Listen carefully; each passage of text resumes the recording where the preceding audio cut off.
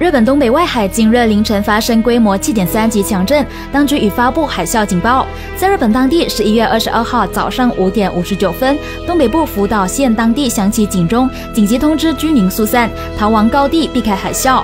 地震区离东京市240公里，东京等城市有明显的震感，建筑物也明显在摇晃，就连东北新干线也停驶，所幸并无任何的伤亡。美国地质调查所较后也将日本东北7.3级的地震下调至6.9级。截至早上的7点，福岛、宫城县预计会出现3公尺高的海啸，仙台港已出现1公尺又40公分的海啸。